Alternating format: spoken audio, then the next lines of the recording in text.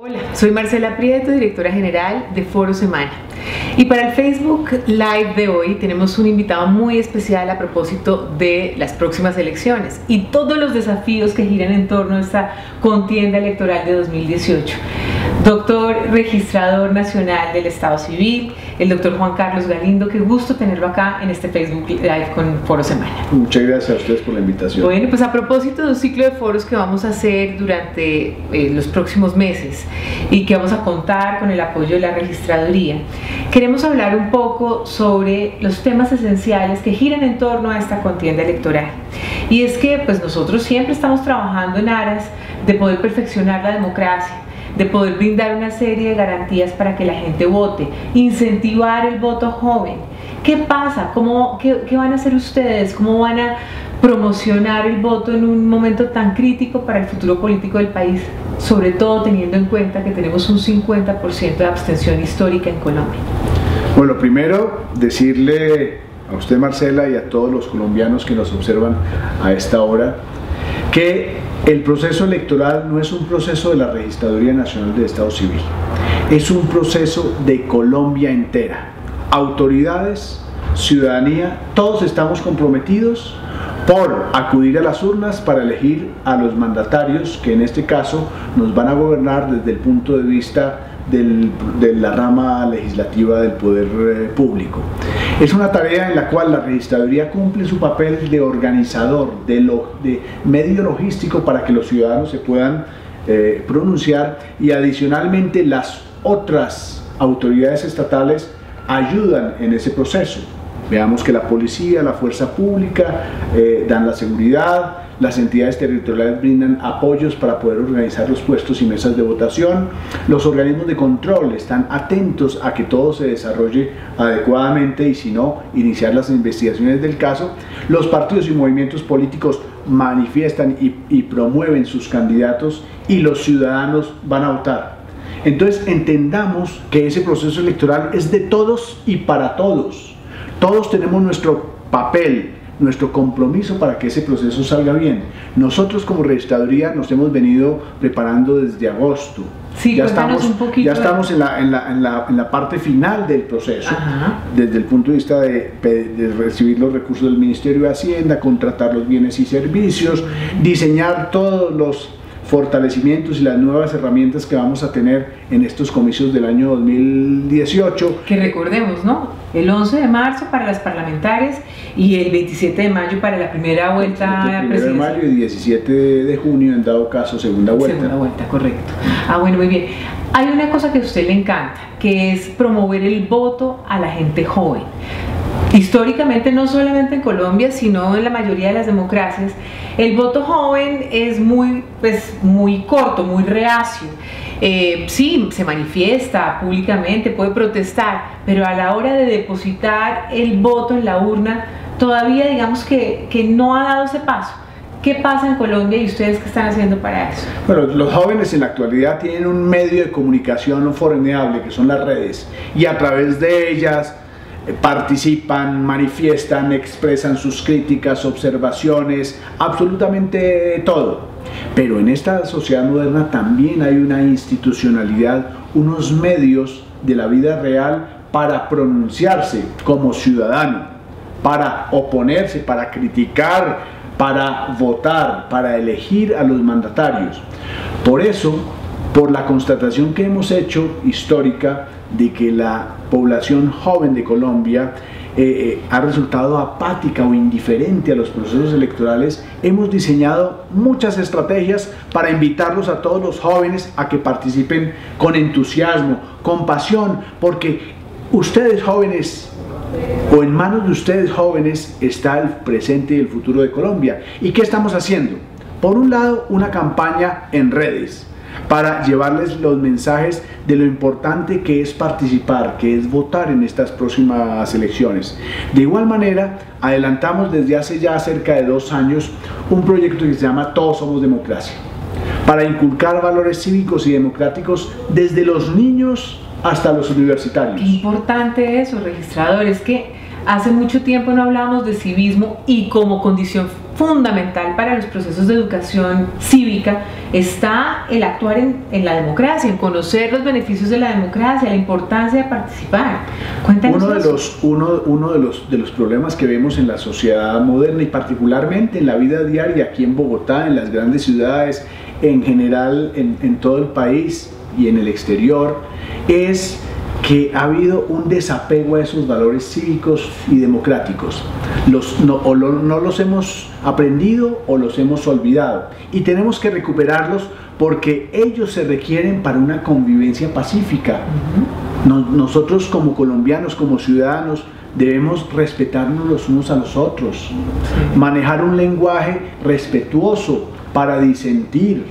Debemos poder decirle al otro las cosas que pensamos, pero en forma respetuosa. Claro, sin darnos bala. Absolutamente no, y sin agredirnos verbalmente. Correcto, correcto. Entonces nosotros desde la registraduría estamos adelantando campañas para decirles a los jóvenes, mire, nosotros somos un mundo de diferencias, pero esas diferencias pueden convivir en la sociedad, pero tienen que convivir en forma respetuosa. Tenemos que respetarnos, tenemos que respetar la autoridad, tenemos que respetar los caminos legales para actuar. Entonces estamos adelantando diferentes proyectos, unos libros infantiles para ir a las escuelas, a unos protocolos de didácticos y docentes, unos juegos de mesa que nos ayudan a mostrarle cuáles son los principios de la participación, de los valores cívicos, cómo funciona la democracia en Colombia. Tenemos los conversatorios universitarios. Yo me voy a conversar con los jóvenes en las universidades. He hablado ya con cerca de 3.000 jóvenes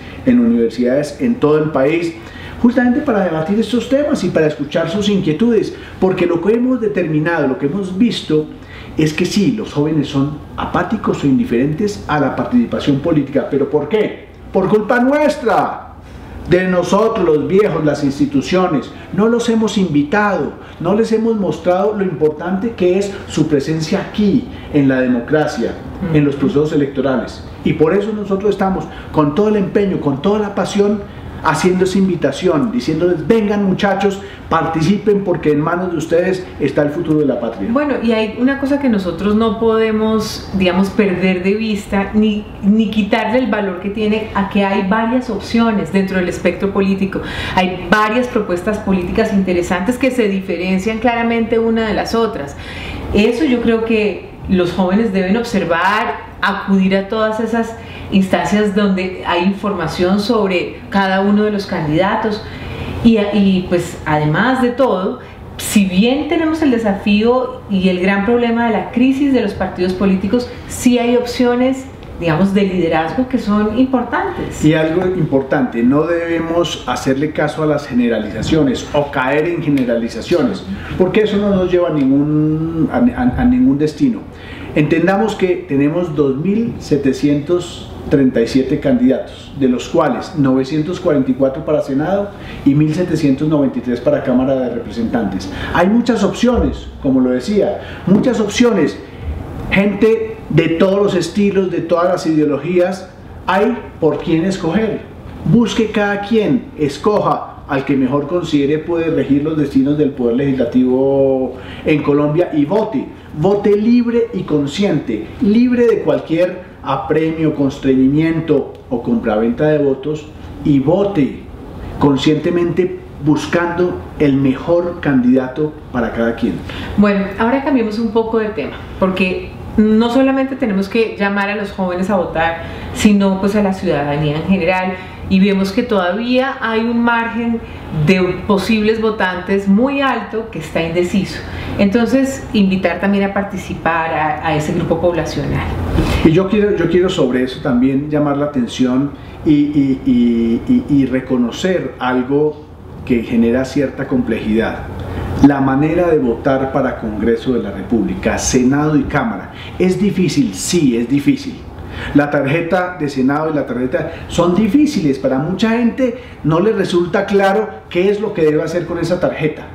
Por eso nosotros hemos venido trabajando con unas campañas de capacitación y divulgación, no solamente en medios de comunicación, sino en redes y en la página web de la registraduría.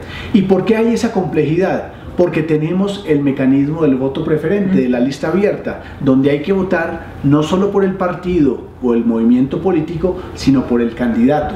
Y eso nos ha llevado a tener que diseñar unas tarjetas muy grandes para que quepan todos los logotipos y todos los números. Por eso les recomendamos a todos que vayan mirando cuáles son los candidatos por los cuales pueden ¿Y tienen que votar. marcar los dos o pueden marcar uno solo? Bueno, allí habría que distinguir. Cuando se trata de listas abiertas o con voto preferente, pueden escoger dos fórmulas de marcación. Una, primera, por el logotipo del partido y por el número del candidato. Eso es una forma. O la otra forma, simplemente con una X en el número del candidato dentro del recuadro del partido. Lo importante es que, como hay tanto en tarjeta de Senado como en tarjeta de Cámara, circunscripciones diferentes, en el Senado está la circunscripción nacional y la circunscripción indígena. Solamente uno puede votar por una de las dos, no se pueden votar en las dos. Lo mismo en la Cámara tenemos las comunidades afrodescendientes, la indígena y la circunscripción territorial. Hay que escoger una de ellas para votar. Si es voto preferente, logotipo y número o simplemente número, y cuando se trata de listas cerradas, aquellas donde no hay números, cualquier marcación de cualquier tipo, X, círculo, carita feliz, la que quieran, dentro de la casilla correspondiente a ese partido. Correcto. Y va a haber consulta interna, ¿no? Tendremos no consultas internas, tendremos consultas interpartidistas. Ok. Dos que fueron solicitadas en su oportunidad, la una por Iván Duque, Marta Lucía Ramírez y Alejandro Ordóñez, y la otra por Gustavo Petro y Carlos Caicedo. Sí, correcto. Son dos consultas. Lo importante aquí, Pasión no le entregará las tarjetas de consultas, tienen que ser a petición del ciudadano. Entonces, pongámonos el día de las votaciones. Llega el ciudadano, verifican que esa persona esté habilitada para votar y le entregan dos tarjetas, Senado y Cámara. Y el ciudadano tiene que decir, por favor, deme la tarjeta de la consulta 1 o de la consulta 2. Y en ese momento el jurado se la entrega. Va y las marca y deposita las tarjetas para Congreso en una urna y la tarjeta para consulta en la otra. Y recordemos que no se puede votar por las dos consultas. La persona tiene que escoger por cuál de ellas quiere votar. Ok, bueno, esas precisiones son supremamente importantes a la hora que vayamos a cumplir con nuestro deber ciudadano de ir a votar. Ahora cuénteme, por favor, señor registrador, cómo contempla la registraduría asumir el Plan Nacional de Garantías Electorales. Cuéntenos un poquito en qué consiste eso. Bueno, el Plan Nacional de Garantías Electorales es el conjunto de medidas que dispone todo el Estado para que los colombianos puedan acudir a las urnas. Entonces, estas medidas se han venido estudiando en el seno de la Comisión Nacional de Seguimiento a los Procesos Electorales que lidera el Ministerio del Interior. Allí está el Ministerio del Interior, es decir, Gobierno Nacional, Fuerza Pública, Registraduría, Consejo Nacional Electoral, representantes de todos y cada uno de los partidos. Y allí se van examinando cuál es la problemática que vemos a nivel nacional o en las comisiones departamentales o en las municipales, para tomar medidas que sean requeridas, sea en la nación, en el departamento o en el municipio. Entonces, cada autoridad toma una serie de medidas para garantizar que los colombianos puedan ir a las urnas. Entonces tenemos unas normas de logística electoral a cargo del Consejo Nacional Electoral, Registraduría, otras normas de policía que puede dictar el gobierno nacional o las autoridades de la fuerza pública, otras medidas de control por parte de la Fiscalía, Procuraduría y Contraloría, y allí en el seno de esas comisiones es donde los partidos manifiestan sus inquietudes y se van resolviendo. ¿Para qué? Para que los colombianos puedan ir a votar con plenas garantías. Bueno, muy importante. Eso debe ser consciente la población nacional de cómo esta estructura que gira en torno hacia, digamos, el desarrollo de unos comicios, de garantizar una serie de circunstancias y responsabilidades institucionales se está dando. Ahora bien, hablemos un poquito sobre los delitos electorales, señor registrador, porque la gente a veces no sabe qué es delito y qué no es delito, o bueno, en el peor de los casos es que sabe a conciencia efectivamente lo que está haciendo. Entonces cuéntanos un poco qué está haciendo la registraduría y cómo debe reaccionar el ciudadano al enfrentarse a una situación donde ve un delito electoral. Bueno, entendamos que la expresión más general, más clara para determinar qué es un delito electoral es todo lo contrario al voto libre y consciente. Allí se ilustra qué es lo que puede ser delito electoral, todo lo que afecte un voto libre y consciente. Entonces, aquí ¿qué es importante señalar? Lo primero, que recientemente el Código Penal fue modificado por la Ley 1864 del año 2017. Allí se establecieron unas conductas delictivas con penas entre los 4 y los 9 años de prisión. Esto generó unos nuevos delitos y endureció otras penas respecto a otros que ya estaban en el Código Penal. Todo lo importante es decirle a la población: cuidado con ese tipo de conductas. ¿Por qué? Porque la Fiscalía va a desplegar a lo largo del país a cerca de 8.000 fiscales y funcionarios del CTI para estar alerta respecto de lo que está sucediendo en los puestos de votación. ¿Qué son delitos electorales comúnmente realizados en algunos eventos? Por ejemplo, la compraventa de votos, la inscripción irregular de cédulas. En este caso, para estas elecciones, la financiación ilícita de las campañas con dineros ilegales o que superen los topes. Ya hay responsabilidades para los partidos y para los gerentes de las campañas. De carácter penal. De carácter penal. Tenemos también el constreñimiento al elector, cuando van y presionan a una persona para que vote por determinado candidato. Entonces, estemos alertas a ese tipo de conductas y, por favor, denunciémoslas. ¿Cómo? A través de la URIEL, la Unidad de Reacción Inmediata en Temas Electorales del Ministerio del Interior, a través de la Fiscalía, de la Policía. El día de las votaciones, en cada puesto de votación habrá presencia de todos los organismos de investigación, de policía y de control.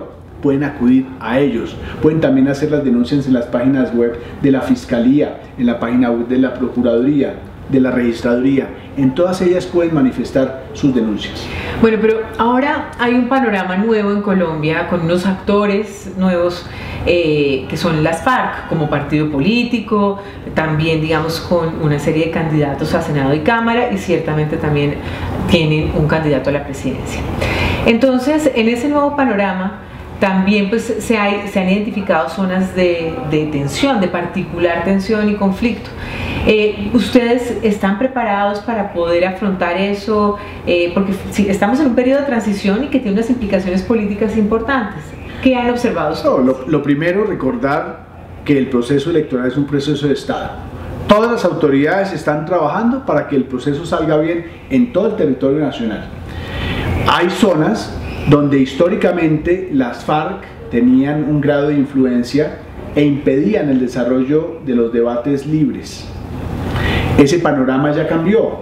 En esas zonas ya no hay ese posible constreñimiento. Las mesas de votación van a poder funcionar en el lugar donde estaban diseñadas desde siempre, es decir, no va a haber traslado de mesas de votación. Hay otras zonas que tienen o grado de afectación de Ejército de Liberación Nacional o de bandas criminales. Frente a esas zonas, el Ejército y la Fuerza Pública está adelantando ya los operativos de desplazamiento de la fuerza a ellas para que no haya esos traslados de mesas de votación. Nosotros de todas maneras estamos en permanente contacto con la fuerza pública, con el gobierno nacional, monitoreando cómo están esas zonas para ver qué medidas de índole electoral habría que tomar. Bueno, señor registrador, un último mensaje a los votantes, un último mensaje a los propios candidatos para que sea una contienda electoral respetuosa, porque hay un escenario de mucha polarización. No, mi primera invitación a todos los colombianos es a que asumamos este proceso electoral del 11 de marzo con gran respeto. En las contiendas, en los debates públicos entre candidatos, en los debates sociales, en los debates de redes. Seamos respetuosos, respetémonos, mirémonos a los ojos y podamos debatir entre nosotros sin ningún tipo de violencia. Y adicionalmente invitarlos a todos a votar. El esfuerzo que hace el país, las instituciones, Colombia es muy, pero muy grande, no solamente en temas de costos, sino en temas de organización de infraestructura. Es un esfuerzo monumental y por eso queremos invitarlos a todos a que hagan parte de ese proceso electoral y acudan a cumplir con su derecho, pero también con su deber constitucional de votar en las próximas elecciones. Bueno, así es la cosa. Les quiero recordar, el primer foro de este año sobre pedagogía electoral lo vamos a hacer el 26 de febrero en la ciudad de Medellín, en el Dan Carton, en las horas de la tarde, para que nos acompañen. Va a estar con nosotros el registrador. Entonces, nuevamente, y concluyo con esto. La responsabilidad de tener buenos dirigentes recae en nosotros.